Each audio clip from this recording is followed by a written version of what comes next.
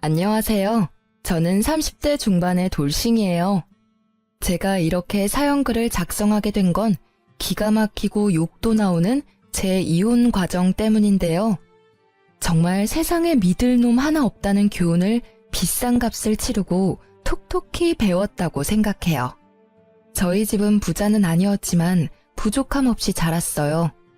풍족하게 컸다기보다는 외동딸이라 아버지가 이것저것 다 챙겨주셨으니 제 딴에는 부족함 없이 컸다고 생각해요.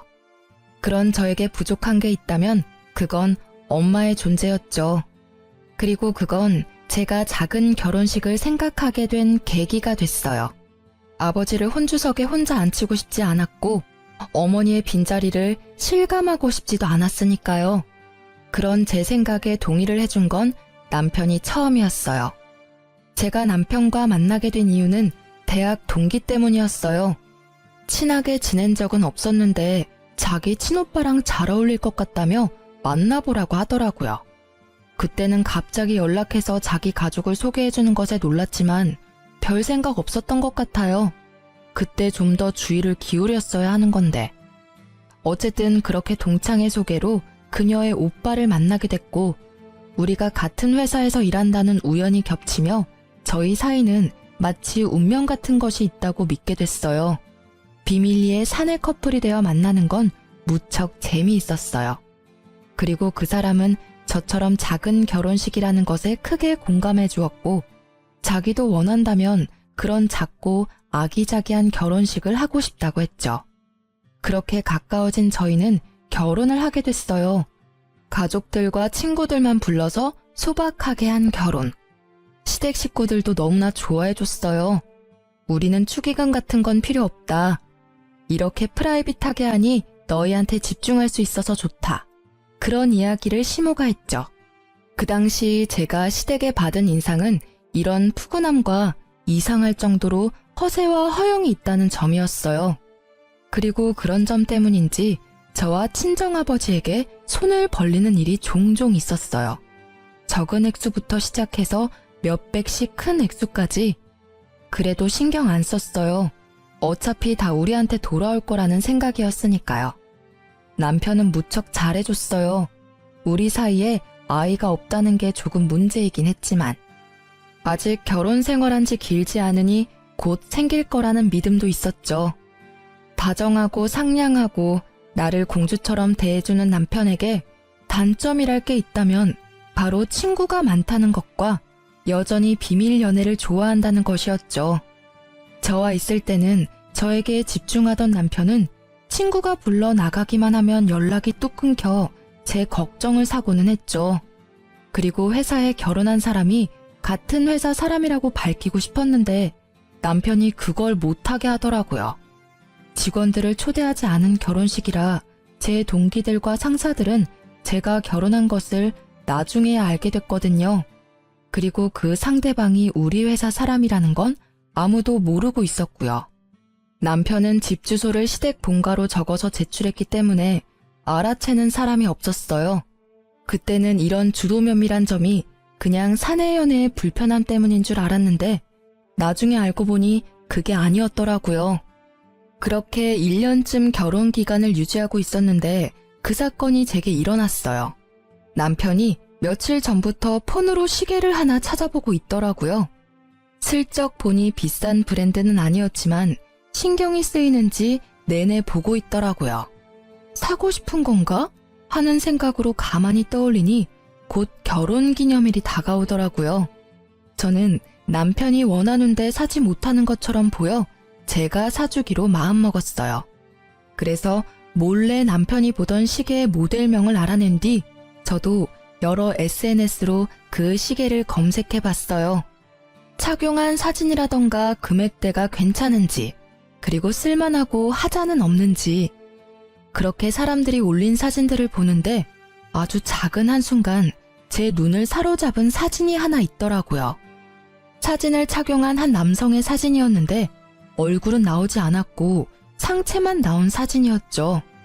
그 남자의 손에는 시계를 차고 앉아 있었어요. 그런데 그 옷이 묘하게 익숙하더라고요. 넥타이나 정장의 조합이 눈에 익었어요. 그렇지만 중요한 건 따로 있었어요. 사진의 남성은 왼손에 시계를 차고 검지를 들어올린 포즈였는데 손가락에 있는 점이 남편과 똑같더라고요. 손가락 점은 흔한 것도 아니고 모양과 크기까지 비슷하니 저도 당황스러웠어요. 작은 점이었으면 찍히지 않았을 테지만 생각보다 큰 점이라 선명하게 찍혀 있더라고요. 저는 순간 당황해서 그 사진을 올린 게시자의 SNS를 타고 들어갔어요. 그런데 사진 아래 적힌 문구가 더 신경 쓰였어요. 사랑하는 사람, 내 사람. 이 게시자의 다른 사진을 뒤져봤지만 크게 건질 게 없더라고요. 사람이 나온 건 딱 그 사진뿐이었으니까요. 일단 그 사진을 캡처해서 몇 번이고 뜯어봤어요. 이게 진짜 남편일까 하는 생각이 들었죠. 아닐 거야 하는 마음이 더 컸어요. 이 시계가 남편에게는 없어 남편은 가지고 싶어서 찾고 있는데 착용 컷이라니 아니겠지 하는 제 생각은 그날 저녁 여지없이 흔들렸어요. 남편이 그 시계와 똑같은 시계를 왼쪽 손목에 차고 왔더라고요. 여보, 그거 처음 보는 시계인데? 예쁘다. 얼마 주고 샀어? 이거 친구가 선물로 사준 거야. 저번에 생일 때 못 만나서 못 줬다고 이제야 나한테 선물로 주더라고. 어때? 괜찮아? 예쁘네. 근데 이거 언제 받은 거야? 어제까지는 안 보이던데. 3일 전에 받았어. 나 약속 있어서 나갔잖아. 그때 친구가 줬어. 3일 전. 그 사진이 찍힌 날짜였어요. 딱 당일이었죠. 저는 직접적으로 남편에게 묻기로 했어요. 그런데 혹시 이 사진에 있는 사람 당신 아냐? 제가 처음에 사진을 보여주니 남편이 순간 멈칫하더라고요. 사진을 유심히 보더니 웃으며 말하더라고요. 나? 이런 사진 찍은 기억이 없는데? 나 아닐 거야. 옷만 비슷한 다른 사람이겠지. 슬쩍 발을 빼려는 모습이 보여 저는 더 적극적으로 추궁했어요. 근데 이 점을 보고도 비슷한 사람이라고 말할 수 있어? 이거 누가 봐도 당신 점이잖아. 왜 거짓말을 해? 내가 내 입으로 이걸 말하게 만드냐고. 당신이 솔직하게 말하면 조용히 이야기하고 넘어가려고 했는데 뭐야? 왜 숨기는데? 딱 봐도 당신이잖아. 제가 확대한 사진에는 남편의 손가락 점이 정확하게 찍혀 있었거든요. 그걸 본 남편의 얼굴이 하얗게 질리더라고요. 확실하게 확인이 가능하더라고요. 여보, 오해하지 마. 이건 내가 다 설명할 수 있어. 무슨 설명? 이 사진보다 더 확실한 설명이 어디 있어? 당신 못 봤지? 이 사진 올린 여자가 이 사진에 뭐라고 써놨는지. 사랑하는 사람이래. 어이가 없어서. 당신은 밖에서 뭘 하고 다니길래 이런 사진이 올라오는데 왜 내가 이 사진을 보도록 만드는 거야? 다 그 여자가 착각해서 버린 짓이야. 진짜로 하루만 만나달라고 했고 하루만 만났어. 시계는 선물로 준다길래 그거 하나 받았을 뿐이야. 당신 싫으면 이것도 갖다 버릴게. 그러면서 남편은 차고 있던 시계를 후다닥 던져버리더라고요. 난 다른 건 몰라도 바람은 절대 용서 못해. 결혼 전에도 말했잖아. 도대체 언제부터 바람을 핀 거야? 우리 결혼한 지 이제 1년밖에 안 됐어. 그런데 벌써 바람? 내가 계속 믿고 이 결혼을 유지해도 괜찮은 거야? 버럭거리는 제 소리에 남편은 그 자리에 무릎을 꿇고 손바닥을 싹싹 빌더라고요. 여보, 진짜 미안해. 상대방이 한 번만 만나달라면서 부탁하길래 한 번만 만나주면 포기한다길래 그랬어. 다 끊을게. 이 시계도 버려버릴 테니까 제발 용서해줘. 과장된 모습이 실소를 나오도록 만들었지만 정말로 나와 헤어지고 싶은 생각은 없구나 하는 생각이 들었어요. 이혼하기 싫으면 그 여자랑 관계 당장 끊어. 내가 보는 앞에서 헤어지자고 이야기하고. 남편은 후다닥 폰을 꺼내더니 문자를 작성하더라고요. 우리 그만하자. 앞으로 연락하지 마. 나한테는 와이프뿐이야. 그 문자를 보여주며 눈앞에서 보내더라고요. 그거 하나로 믿기는 힘들었죠. 그렇지만 남편은 제가 용서해준 그날부터 제게 엄청 잘해주기 시작했어요. 일찍 집에 들어오고 어디 놀러 가지도 않고요. 또 친구도 만나러 가지 않았죠. 가끔 혼자서 시댁에 다녀올 때도 있었는데 그럴 때는 시댁에서 연락을 줬어요. 그러니 다른 사람 만날 틈이 없었어요. 그쯤 되니 냉랭했던 제 마음도 조금은 풀렸어요. 남편은 매번 제가 좋아하는 선물들을 가져오며 제 눈치를 보더라고요. 그게 눈에 보이니 계속 화만 낼 수도 없었어요. 솔직히 찝찝한 생각은 마음속 어딘가에 있었지만 일단 넘어가기로 했어요. 남편에게 이혼 의사가 없고 한 번의 실수였다는 말을 믿기로 했거든요. 남편의 외도 사실을 알게 된 시모는 연락이 와서 남편 욕을 엄청 하고는 제게 이해하라며 남자들 한눈 파는 거 흔한 일이지만 돌아오는 게 그리 쉬운 일은 아니라고 했어요. 살다 보면 그런 일도 겪으면서 단단해진다나? 이때 저는 그저 시모가 제 편을 들어줬다는 사실에 마음을 최대한 풀려고 노력했던 것 같아요. 그렇게 시간이 지나고 그 상처가 아물어질 때쯤 이번에는 회사 분위기가 어수선하더라고요. 저를 보는 주변 사람들의 눈빛이 따갑더라고요. 숨어서 지켜보는 사람들이 있는 한편 대놓고 저에게 틱틱대는 직원도 있더라고요. 저는 너무 답답한 마음에 회사에서 나와 바람을 쐬는데 그때 저와 그나마 친한 직원이 지나가더라고요. 저는 서둘러 그 직원을 붙잡았어요. 저기 오랜만이야. 잠시 나하고 이야기 좀 할 수 있을까? 혹시 나 요즘 회사에서 이상한 소문 돌아? 언니, 몰랐어요? 나는 당연히 알고 있을 줄 알았는데. 지금 난리 났어요. 옆 부서에서 일하는 영미 씨 알죠? 영미 씨가 언니가 자기 남자 뺏어간 여자라고 회사 여직원들 사이에서 엄청 소문내고 다녀요. 그거 진짜는 아니죠. 영미라는 여직원은 저보다 3살이 어린 여자였어요. 직급은 낮고 예쁘장하게 생긴 여자. 내가 왜 그 여자 남자를 뺏어가? 나 1년 전에 결혼해서 남편 있어. 작은 결혼식이라서 직원들 초대는 못했지만 그래도 결혼식까지 하고 혼인신고까지 한 남편이 있는데 갑자기 무슨 남자? 착각한 거 아니야? 정말요? 그런데 그 영미 씨 말로는 자기는 몇 년을 사귀었다고 하던데 남편분이랑은 어떻게 만나신 거예요? 나 남편 여동생이 내 동창인데 소개시켜줬거든. 진짜 심각하게 착각하는 거 아니야? 언니가 설마 바람을 필 리는 없을 거고. 당연하지. 바람을 필 거면 이혼을 하고 당당하게 만나지. 뭘 숨어서 만나? 근데 진짜 왜 나를? 의아한 제 머릿속에 얼마 전에 시계 사건이 생각났어요. 남편이 바람을 폈다면 가능할 일일지도 모르죠. 그렇지만 남편은 그 여자와 아주 잠깐 만났다고 했는데 머릿속이 뒤죽박죽이었어요. 도대체 영미 씨는 왜 제가 자기 남자를 뺏어갔다고 하는 걸까요? 그 의문을 풀기 위해 저는 영미 씨를 직접 찾아갔어요. 제가 뭔가 알아야 답을 해줄 수 있을 테니까요.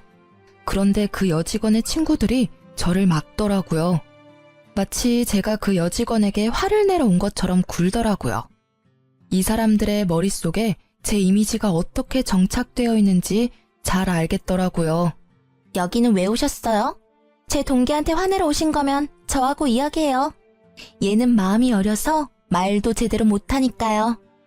그래요. 솔직히 지금 저는 제 입장이 이해가 안 가요. 전 바람을 핀 적도 없고 남의 남자를 뺏은 적도 없어요. 동기분이 빼앗긴 남자가 누군지를 알려줘야 제가 맞다 아니다 말을 해줄 수 있잖아요. 도대체 누구를 말씀하시는 거예요? 정말 뻔뻔하시네요. 지금 그쪽 분이랑 결혼한 그 남편분이 제 동기의 오래된 남자친구였다고요. 갑자기 튀어나와서 돈으로 남자를 꼬시고는 두 사람 강제로 불륜처럼 만들었다면서요? 어떻게 순수하게 사랑하는 한 커플을 순식간에 불륜으로 만들 수가 있어요? 그러니까 두 사람이 사귀고 있는데 제가 끼어들어서 지금 제 남편을 빼앗았다는 말인가요? 그런데 그 말이 이상한 게 먼저 만났고 서로 좋아하면 결혼을 했으면 되잖아요. 그럼 제가 유부남을 꼬실 일은 없었을 텐데요. 저는 분명히 미혼이라는 제 남편을 남편의 여동생인 제 동창에게 소개받았거든요. 그건 그쪽의 일방적인 주장이잖아요. 유부남을 꼬신 건 아니지만 남의 남자 꼬신 건 맞는 말이잖아요. 그리고 가해자가 이렇게 피해자 찾아오는 거 문제 있다고 생각하거든요. 뒤쪽에 다른 동료들에게 보호받고 있는 영미라는 직원은 쪼그려 앉아 다른 사람의 품 안에서 부들부들 떨고 있더라고요. 이 여직원은 자기가 피해자고 저는 가해자라는 프레임을 이미 확실하게 만들어뒀더라고요. 기가 찬 제가 더 이야기를 하고 싶었지만 상황이 좋지 않아 포기했어요. 그리고 집에 돌아와 남편에게 물어보기로 했죠. 당신 도대체 뭘 하고 다니는 거야? 회사에 이상한 소문 퍼진 거 알고는 있어? 내가 왜 남의 남자를 빼앗은 파렴치한 여자가 되어 있는 건데 설명 좀 해봐. 그 여자가 지금 자기가 피해자라고 완전 나를 천하의 나쁜 년으로 만들었다고. 갑자기 무슨 소리야? 나 그때 헤어졌어. 난 모르는 일이야. 정말로 몰랐어? 그런 소문이 회사에 지금... 됐고, 그 여자는 당신이랑 꽤 오랫동안 사귀었다는데 그 말은 어느 쪽이 진짜야? 오래 사귀었다고? 아니야, 절대로 그럴 일 없어. 정말로 며칠 뿐이었다니까. 그리고 진짜 깔끔하게 헤어졌어. 상대방이 헤어진 거 앙심 품고 그런 짓 저질렀나 본데? 남편의 말에 저도 그 여자가 이상한 사람이라고 생각했어요. 헤어지자고 해서 앙심을 품었다고요. 그런데 그 다음날 그 상간녀에게서 연락이 왔어요. 무척이나 당당하게 만나자고 하더군요. 저는 상간녀가 나오라는 곳으로 나갔어요. 다리를 척 꼬고 앉아있는 모습이 너무도 당당해서 저는 말문이 막혔어요. 드디어 저랑 이야기할 마음이 들었나요? 이렇게 불러내다니 의외네요. 회사에서는 그렇게 부들부들 떨고 있더니. 뭐, 그때는 놀라서 그랬죠. 제가 보자고 한 이유는 간단해요. 그 남자랑 헤어져줘요. 그는 여전히 저를 사랑하고 당신하고는 돈 때문에 결혼한다고 했거든요. 빨리 이혼하고 저와 만나고 싶다고 하기도 했고요.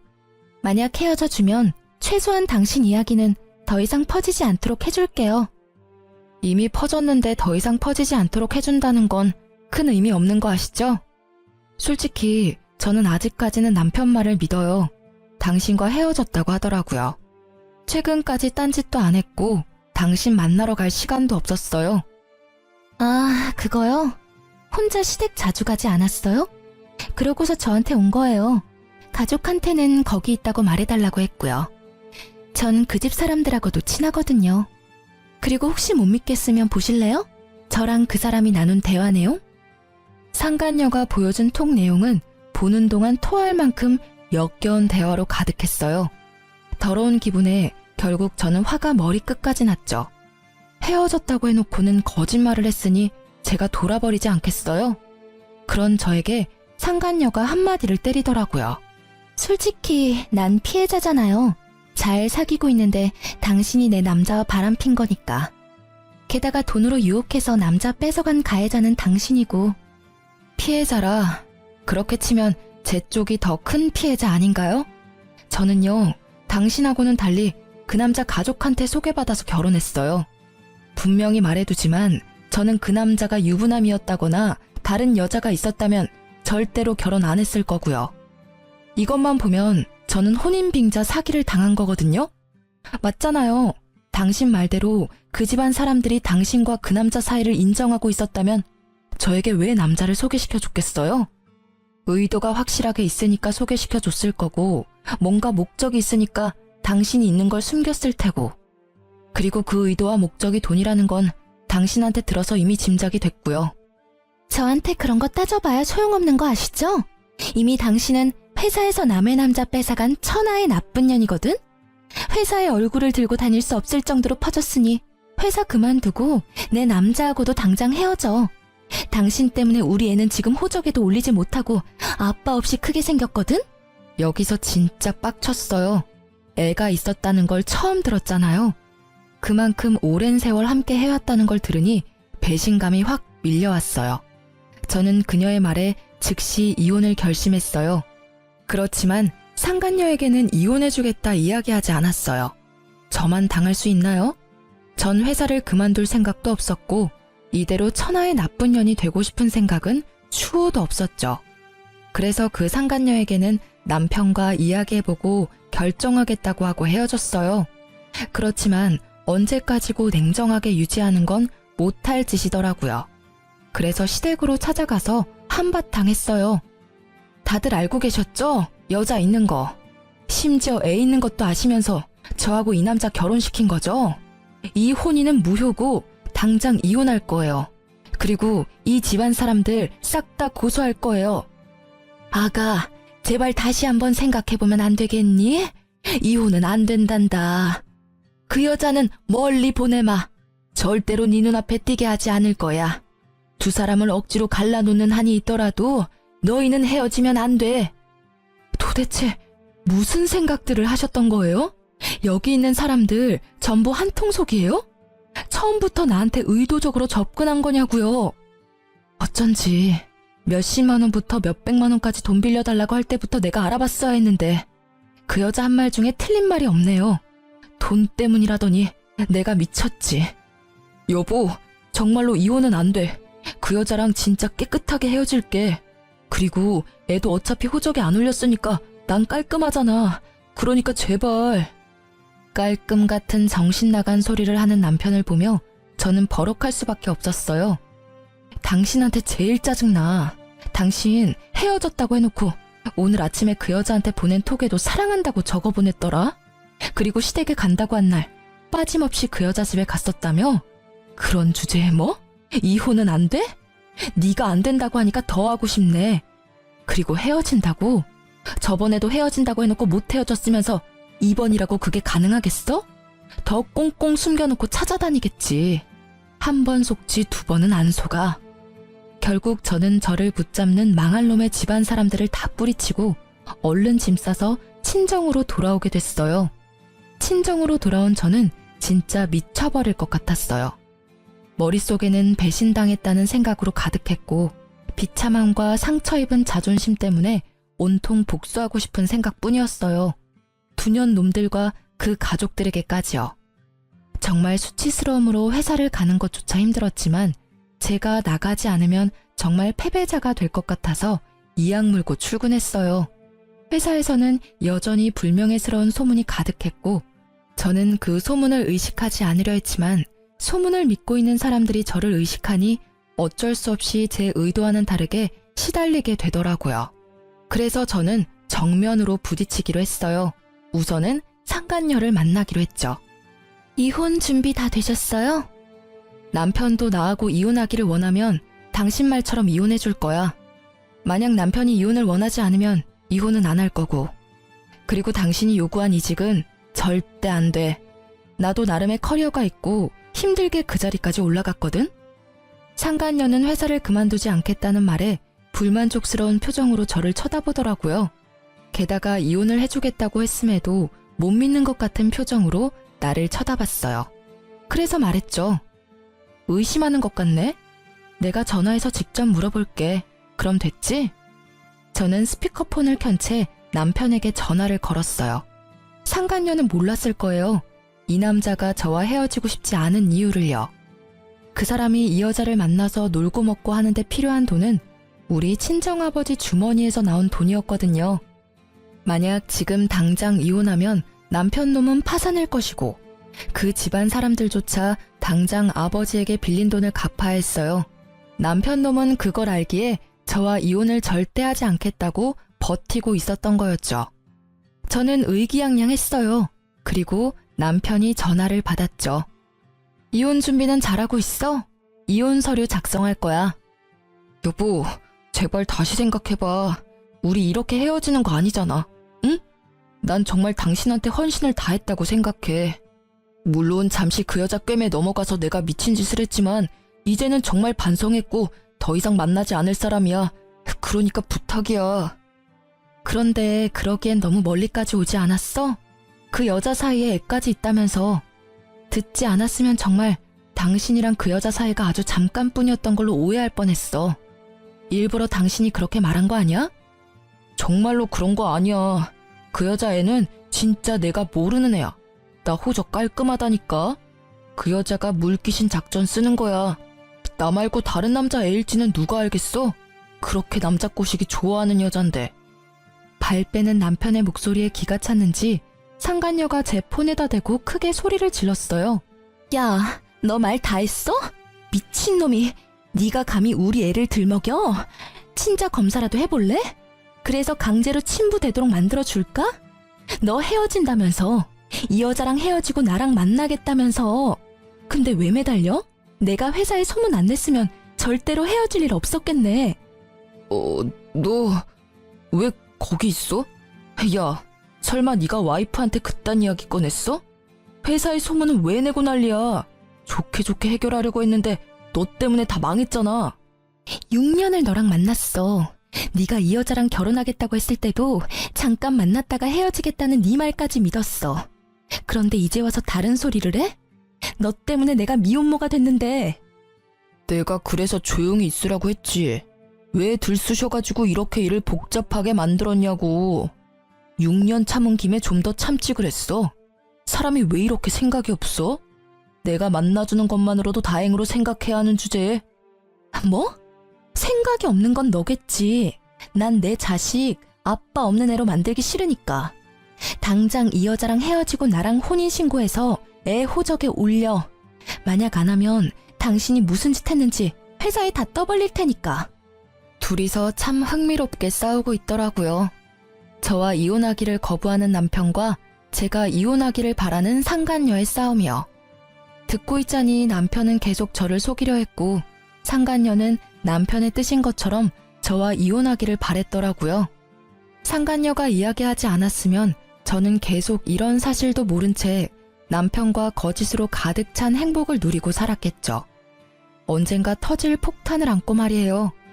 두 사람의 대화를 듣던 저는 두 사람의 싸움을 끊었어요. 싸움 다 했어? 이렇게 들으니 속이 다 시원하네. 조만간 이혼 서류 갈 테니까 도장이나 찍어줘. 그리고 이혼하면 소송은 물론 상간녀 위자료 소송까지 같이 할 거니까 돈은 두 사람이 잘 마련해놔요. 상간녀 소송? 당신이 무슨 권리로 상간녀 소송이래? 충분히 가능하지. 적어도 나는 저 남자랑 법적으로 부부거든. 당신이라는 여자가 있다는 걸 몰랐고 그 남자 가족들에게 속아서 결혼한 것이기도 하고 회사에서는 나쁜 소문 퍼뜨리는 것도 명예훼손으로 소송 가능하니까 그것도 잘 대비하고 있으라고. 근데 저 남자나 가족들한테 상간녀 소송비 내달라고 하기는 힘들 거야. 이혼하면 우리 아버지한테 빌린 돈부터 갚아야 하거든. 저쪽 집안에서 많이 빌려갔으니까 그거 갚으면 돈이 안 남을지도 모르지. 저는 친절하게 그렇게 이야기해주고 혼이 나간 얼굴에 상간녀를 놔두고 나왔어요. 그리고 다음날 직장에서 대놓고 그 상간녀에게 찾아갔어요. 이번에도 그녀의 동기들이 그녀 앞을 막고 있더라고요. 그냥 들으세요. 저는 이혼 서류 이미 보냈고 이혼하자고 했어요. 그러니까 그 남자 가져가세요. 상대방이 뭐라 하든 이혼할 생각이고 그 집안 사람들 다 혼인빙자 사기로 고소할 거니까. 그렇게 알고 계세요. 정말 이혼할 건가요? 네, 남이 씹던 껌 씹는 기분이 얼마나 더러운데요. 그러니까 다시 돌려드린다고요. 지금이라도 두 사람이 몇 년간 사귀었고 그 사이에 애까지 있었으며 저와 결혼 기간 중에 그 여자와 지속적으로 관계를 맺었다는 걸 알게 돼서 정말 다행이라고 생각해요. 다 그쪽 덕분이죠. 말을 뭐 그딴 식으로 해요? 당신이 남의 남자 뺏어놓고 이렇게 당당하게 구는 거 웃기지도 않아요? 계속 제가 뺏었다고 이야기하는데 전 저희 신우한테 소개받았어요. 당연히 미혼의 솔로라고 소개받았죠. 그렇게 반년 넘게 사귀고 결혼해서 1년을 더 지냈죠. 상식적으로 예전부터 연인 사이라도 남자가 혼인신고까지 해서 유부남이 됐으면 관계를 끊어야 정상 아닌가요?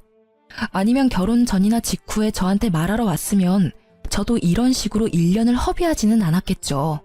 결혼한 걸 뻔히 알면서도 말 안 하고 몰래 만났다가 회사에 제가 남의 남편 뺏은 것처럼 소문내고 제가 좋게 이야기할 수 있었겠어요? 그렇게 피해자 하고 싶으면 하세요. 저라면 자존심 상해서 피해자는 못할 것 같은데. 확실하게 법의 심판을 받게 해드릴 거니까 기대하세요. 우선은 상간녀 소송부터니까 잘 준비하세요. 제 말에 당황한 건 듣고 있던 동기들 쪽이었어요. 유부남인 걸 알았으면 헤어지거나 알게 된 즉시 이야기를 했어야 하는데 그걸 숨기고 만난 건 명백히 상간녀의 잘못이니까요. 그렇게 이야기하고 제자리로 돌아오니 제 책상에 무슨 꽃다발이 놓여 있더라고요. 제가 좋아하는 꽃이 가득한 걸 보니 누가 산 건지 짐작이 가더군요. 남편이 점심을 틈타 와서 기다리고 있더라고요. 여보, 기분 풀어. 우리가 얼마나 서로에게 충실했는지 잘 알잖아. 아무리 그래도 우리가 지내온 추억을 생각해서라도. 번지수 잘못 짚었어. 그 꽃 영미 씨 갖다 줘야지. 우리 이제 이혼할 거잖아. 나보다 더 오랫동안 만나온 상간녀가 있으면서 나한테 이러면 곤란한데? 이런 저희의 실랑이에 결국 그 상간녀도 등장했어요. 저는 상간녀를 보고는 남편에게 더 매몰차게 굴었어요. 우리 이미 이야기 끝났어.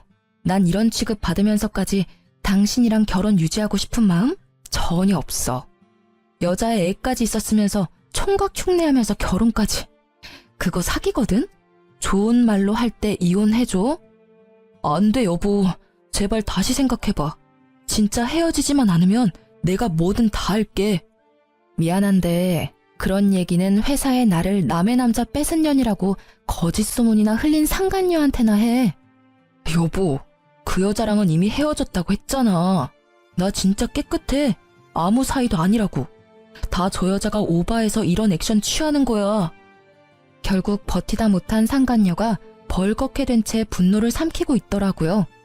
대놓고 아무 사이 아니라는 말을 들었으니 이제는 제가 강제로 자기 남자를 빼앗았다는 말을 퍼뜨릴 수 없겠죠. 진짜 꼴보기 싫은 남편의 등장이었지만 한편으로는 아주 좋은 타이밍이었다고 생각해요. 너무 통쾌했어요. 내가 뺏은 게 아니라 상간녀가 불륜을 저질렀으며 결국에는 버려졌다는 사실을 모두가 알게 돼서요. 저는 남편에게 꽃다발을 집어던지며 말했어요. 이혼 확정이니까 이제 와서 이딴 눈에 뻔히 보이는 짓 하지 마. 그리고 결혼 기간 동안 우리 아버지한테 빌려간 돈 다 갚아. 당신 부모가 빌린 돈도 당신이 빌린 만큼은 되거든? 그것도 갚아. 그치만 우리 가족이잖아. 가족끼리 돈 빌린 건 빌린 거라고 보기에는 좀... 나랑 당신 사이면 그냥 넘어갈 수도 있겠지. 근데 당신 돈 받을 때 계좌에 넣어준 사람이 누군지 잊었어? 우리 아버지거든? 그리고 아버지가 항상 빌려주면서 천천히 갚으라는 문자 보냈지? 그건 갚아야 할 돈이라는 거지. 빌려준 사람이 갚기를 원하는데 왜 안 갚아? 돈 떼먹을 생각이면 그것까지 소송할까? 제 말에 남편 놈은 급히 손사래를 치며 그런 거 아니라더군요. 분명히 헤어지라고 했는데도 다시 만날 정도로 좋아한 여자였으면서도 돈을 갚아야 할 상황이 되니 여자며 애며 다 버리는 남자랑 살았다는 게 더 비참했어요. 정말로 나를 돈으로 봤나 하는 생각이 들었거든요. 그렇지만 이 사건을 통해 회사 분위기는 싹 바뀌었어요. 남편은 바람핀 찌질한 놈이 되었고 상간녀는 모두가 보는 앞에서 피해자 흉내내다가 진짜 피해자가 됐죠. 저는 외도 남편 참교육시킨 승리자가 됐죠. 저는 막타를 상간녀에게 때렸어요. 그때 상간녀의 얼굴을 잊을 수가 없어요. 이보세요, 영미씨. 이 남자랑 헤어져 줄 테니까 둘이서 잘 사세요. 당신 말대로 이 남자가 돈 보고 결혼한 것 같으니까 재결합 걱정 같은 건 하지 마시고요. 그냥 이 사람이랑 이 사람 부모님이 빌려간 돈이나 잘 갚으라고 하세요. 저랑 헤어지면 알콩달콩 잘 살 거라니 다행이네요. 빚도 두 사람이 벌면 빨리 갚지 않겠어요? 제 말에 남편은 아차 싶은 얼굴이더라고요. 공개적으로 상간녀를 무시하거나 저격하지 않았다면 상간녀는 아마 돈줄이 되어줄 수도 있었겠죠. 그런데 이미 상간녀는 자존심이며 평판이며 다 무너진 상태고 남편은 건널 수 없는 강을 건넌 상황이 됐으니 결국 그 뒤로 회사에 퍼진 소문은 상간녀를 피해자가 아닌 상간녀로 만들어버렸고 저에게 회사를 그만두라던 상간녀가 회사를 그만두게 됐죠. 다 자기가 뿌린 대로 거둔 법이에요. 그러기에 온 동네 소문은 왜 내고 다녔을까요? 이후에 이혼 소송은 이보다 더 힘들었어요. 남편은 절대로 이혼 안 해주겠다며 난리를 쳤고 남편 가족들도 저를 설득시키려 했죠.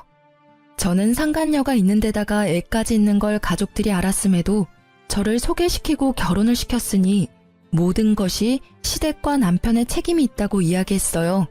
결국 이혼 소송은 저에게 유리하게 진행됐죠. 전 남편은 결국 이혼 후 가지고 있던 집을 팔아 친정아버지에게 돈을 갚았어요.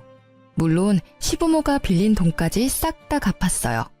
왜냐면 시부모가 빌린 돈도 남편이 자기 계좌에서 받았거든요. 시부모는 끝까지 모른 채 하고 대학 동기였던 신우는 내가 벼르고 있다는 말을 전해 들었는지 한국에 들어올 생각도 없는 것 같더라고요. 그래서 SNS에 경고글을 남겼더니 아예 SNS를 삭제했더라고요. 나중에 연락이 오기를 자신은 오빠가 해달라는 대로 해줬을 뿐이라며 결백을 주장하더라고요. 근데 알고 보니까 전 남편이 소개해주면 명품 가방을 사준다고 해서 그랬다더라고요. 가족이 이래서 가족인가 봐요. 똑같은 족속들이거든요. 전 남편은 빌린 돈에 위자료까지 지급해야 해서 남은 돈이 없었던 것 같더라고요. 그런데 이후에 웃긴 일이 있었죠. 이런 일이 있었음에도 착실하게 돈 모을 생각은 하지 않고 이번에는 또 다른 여자를 찾아 다니더라고요. 결국 이번에도 돈 많은 여자 잡아서 편하게 살려고 하는 걸 보니 아직 정신 못 차리나 싶었죠. 저는 아직도 전 남편과 함께 일하는 이 상황이 너무 싫었어요. 그렇지만 곧 자기 무덤 자기가 열심히 팠더라고요. 이혼 후 몇 달 되지 않아 한 여자가 회사 앞에서 고래고래 고함을 지르고 있더라고요. 이 사기꾼 같은 놈, 어떻게 할 거야? 내 돈 내놔. 결혼식에 필요하다며 가져간 돈 다 내놓으라고. 잠깐만, 여기서 이러지 말고. 뭘 이러지 마? 너 총각이라며. 그런데 애 딸린 돌싱? 그런 주제에 매번 나한테 돈까지 받아갔다 이거지? 나 애 없어. 호적에 애 있는 거 봤어? 그리고 결혼은 한 번 했지만 그건 실수였다고. 제대로 된 결혼 생활도 아니었어. 그리고 돈은 결혼식 하는데 썼다고 했잖아. 참 말하는 걸 보니 나쁜 놈이 틀림없더라고요. 상대방 여자에게는 씨알도 먹히지 않았죠. 거짓말을 이렇게 한다 이거지? 내가 모를 줄 알았어? 방금 내가 웨딩샵에 전화하고 달려온 거거든? 드레스가 마음에 안 들어서 바꾸려고 전화했더니 예약은커녕 주문도 안 돼 있더라고. 그리고 예식장이랑 주얼리샵에도 전혀 주문받은 기록 자체가 없다는 게 말이 돼? 뭘 예약을 했는데? 너 사기꾼이지? 당장 돈 내놔 이 나쁜 놈아. 이야기를 들어보니 이 여자도 참 딱하더라고요. 우리 회사에 지금 전 남편이 곧 그만둔다는 사직서를 내둔 상태였거든요. 그것도 결혼식 전주까지 일한다고 말이죠. 누가 봐도 결혼식 전에 튀려는 생각이었던 거죠. 누가 결혼 전에 회사를 나가요? 뿌린 만큼 거두고 나가려고 하지. 딱 보니 약혼녀 돈 갖다 쓰고는 도망치려고 한 거죠. 언니, 저분도 참 대단하시네요. 재벌은 난 못 준다더니 여전히 여자한테 돈 뜯어먹으려고. 근데 이번 건은 좀 위험한 거 아니에요? 딱 봐도 튀려고 한 것 같던데. 진짜 직전에 걸렸으니. 제 밑에서 일하는 후배의 말에 재미있게 구경하던 저도 대답했어요. 그러게나 말이다. 애 딸린 건 어떻게 알았을까 모르겠네. 호적에 안 남는다며 자기는 깨끗하다던데. 여자의 한이 얼마나 무서운지 얕본 거지. 그때 상간녀가 가만히 있었겠어? 분명히 이번에도 그 여자가 이야기했을걸? 그러지 않고서는 애 있는 거 모를 텐데. 두 사람 완전히 갈라졌다고 이야기 들었거든. 정말요? 진짜 무서운 사람들이네요. 근데 저분 별명 새로 얻은 건 알고 계세요? 무슨 별명? 카사노바라고. 그렇게 회사에 소문이 자자한데도 여직원들 꼬시려고 했다잖아요. 정말 뻔뻔하네. 얼굴은 어떻게 들고 다니나 몰라. 이번 일로 별명이 바뀔지도 모르겠네요. 이번에는 더 흉악한 단어로 바뀔지도? 아무리 봐도 사기니까 제비? 아니면 사기꾼이 되지 않을까요? 결국 여자가 전 남편을 데리고 어디론가 가더라고요. 알고 보니까 경찰서까지 가서 그 뒤로 조사차 여러 번 다녀오더라고요. 그리고 얼마 뒤 사직서를 냈던 전 남편이 사직서를 회수하고 싶다며 여기서 계속 일을 하고 싶다고 했대요. 그런데 회사에서는 이미 사직서 수리가 됐고 회사에서 이렇게 무리를 일으킨 사람을 데리고 있기 어려우니 다른 곳을 알아보라고 했다고 하더라고요. 그렇게 전 남편도 퇴사를 하게 됐어요. 그 뒤에 사람들이 제게 알려주기를 남편은 또 2달 만에 여자가 신고를 해서 퇴사 권고가 내려온 모양이더라고요. 저는 속이 다 후련했어요. 제 속을 타게 만든 2 사람이 다 퇴사했으니까요. 아직까지도 저는 그 2 사람으로 인한 트라우마에 시달려 혼자 지내고 있어요. 아버지가 이번엔 진짜 믿을 만한 사람을 소개시켜주겠다고 했지만 글쎄요. 이 정도로 당하고 나면 새로운 사람을 만난다는 게 무척 무섭고 어려운 일처럼 느껴지거든요. 제가 단순히 겁이 많은 것일 수도 있죠. 그렇지만 언젠가는 좋은 인연이 나타나지 않을까 하는 생각도 들긴 해요. 검증된 사람이라면 만나도 좋을 것 같다는 생각은 하지만 지금 당장은 아니라는 거죠. 눈 뜨고도 코 베인다는 말이 있잖아요. 저는 이번 이혼을 통해서 속이려는 놈 앞에서는 장사 없다는 걸 깨닫게 됐어요. 누가 이기겠어요? 작정하고 속이려는데. 어떤 사람들은 속아 넘어간 쪽의 잘못이라고 말하는 사람도 있지만 진짜 속이려고 작정한 사람들에게는 못 이겨요. 이 일 이후로 모든 일에 의심부터 하고 보는 의심병이 생긴 것도 어찌 보면 당연하죠. 어떠세요? 제 이혼 이야기를 들으니 욕이 나오시나요? 정말 회사 안에 소문이 파다하게 퍼졌을 때는 진짜 죽고 싶었는데 그래도 이렇게 수습이 되어서 다행이라고 생각해요. 물론 상처야 남았지만 그걸 알고 나서는 모두가 저에게 잘 대해주거든요. 은연중에 저를 비난했던 사람들이 제게 죄책감을 가지게 된 것인지도 모르죠. 그냥 모르는 척 그 호의를 받아들이고 있어요. 그 사람들도 그 상간녀의 꾀임에 빠진 거나 마찬가지니까요. 제 이야기를 들려드리는 건 돌다리도 두들겨보고 건너시라는 말을 해드리고 싶어서예요. 그리고 속았다고 자책하지 마시라는 것도요. 속는 사람이 잘못인 게 아니라 속이는 사람이 잘못인 게 당연하잖아요. 그러니 만약 누군가에게 속았다면 나를 탓하지 말고 상대방을 마음껏 탓하고 호되게 그 값을 치르도록 만들어주세요. 쓰다 보니 엄청 길어졌네요. 저의 이혼사 재미있었는지는 모르겠지만 읽어주셔서 감사합니다.